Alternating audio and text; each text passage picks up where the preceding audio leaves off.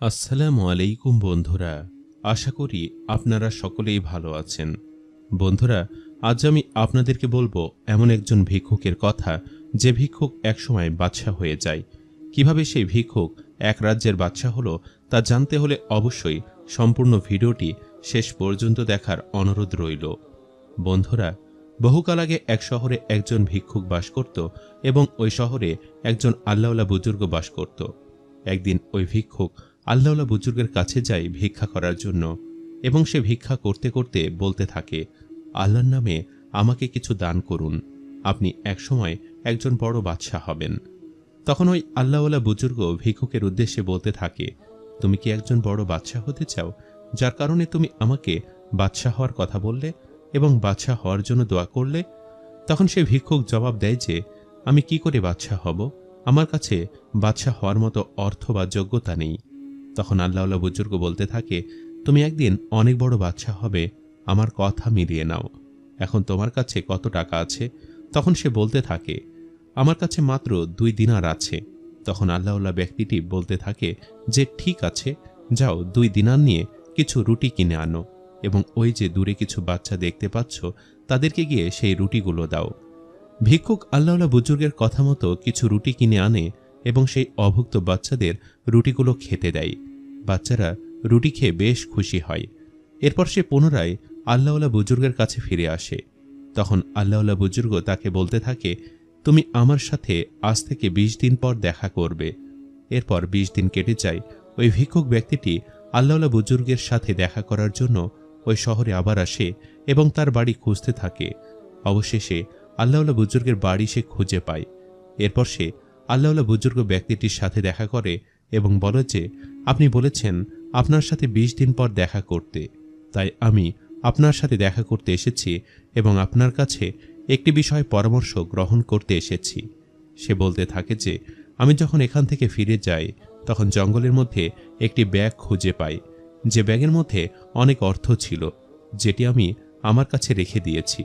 এখন এই ব্যাগটি আমি কি করব? তখন আল্লাহওয়ালা বুজুর্গ বলতে থাকে, তুমি এই ব্যাগটি যেখানে পেয়েছ সেখানে গিয়ে রেখে দাও, নিশ্চয়ই এই ব্যাগের মালিক এটি খুঁজতে আসবে।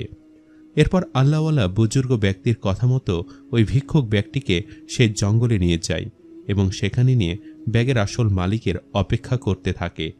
এভাবে 2 থেকে 3 দিন কেটে যায়, কিন্তু ব্যাগের মালিক কিছুতেই আসে না। এরপর 3য় দিন দেখা যায় যে এক বাচ্চার কিছু উজির সে জঙ্গলে ঘোরাঘুরি করছে একটি ব্যাগের সন্ধানে। তখন ওই ভিক্ষুক ব্যক্তিটি তাদের কাছে যায় এবং গিয়ে বলে যে, আপনারা কি এই ব্যাগ খুঁজছেন? আসলে আমি এই ব্যাগটি খুঁজে পেয়েছি এবং এর আসল মালিকের জন্য অপেক্ষা করছিলাম। যদি আপনারা এই ব্যাগের আসল মালিক হন তাহলে এই ব্যাগটি গ্রহণ করুন। তখন ওই উজির ভিক্ষুকের এমন সততা দেখে বেশ খুশি হয়।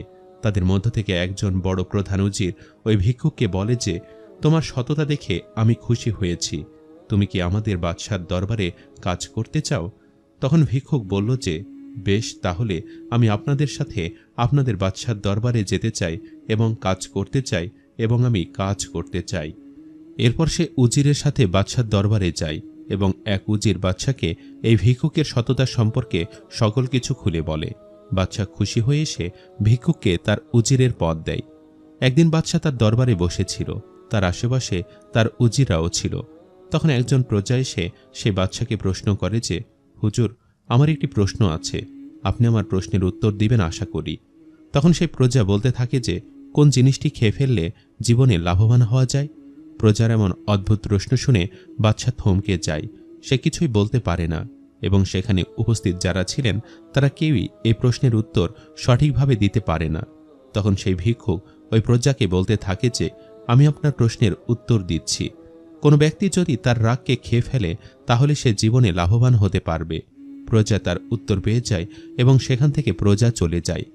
বাদশা ভিক্ষুকের এমন বুদ্ধি দেখে বেশ খুশি হয় এবং বলতে থাকে, আজকে থেকে আমি আমার রাজ্যের দায়িত্ব তোমাকে দিলাম, তুমি আমার রাজ্যের গরিব দুঃখীদের দেখভাল করবে। এবং ভিক্ষুক বাদশার কথা মতো তেমনটাই করে। সে সেই রাজ্যের সকল গরিব দুঃখীদের দেখাশোনা করে। এভাবে দিন চলতে থাকে।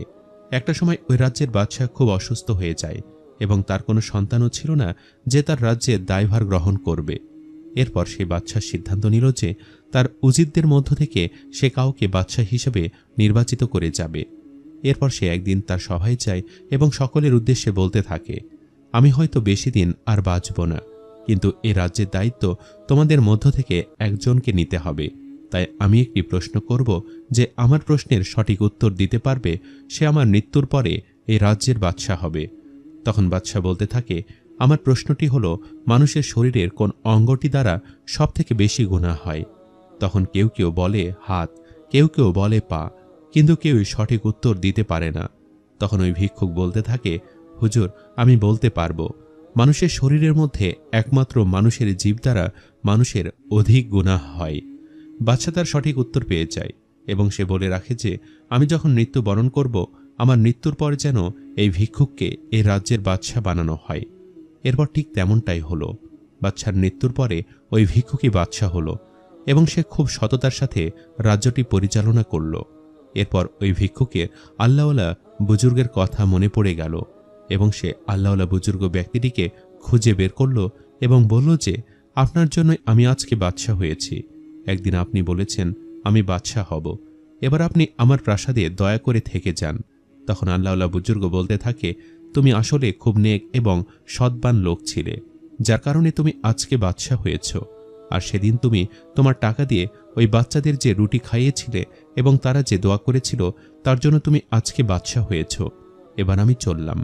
সম্মানিত দর্শক, ভিডিওটি আপনাদের কাছে কেমন লেগেছে তা আমাদের কমেন্ট করে অবশ্যই জানাবেন। আর সবাই আমাদের সাথেই থাকবেন। আজ তাহলে এই পর্যন্তই। আপনারা ভালো থাকবেন, সুস্থ থাকবেন।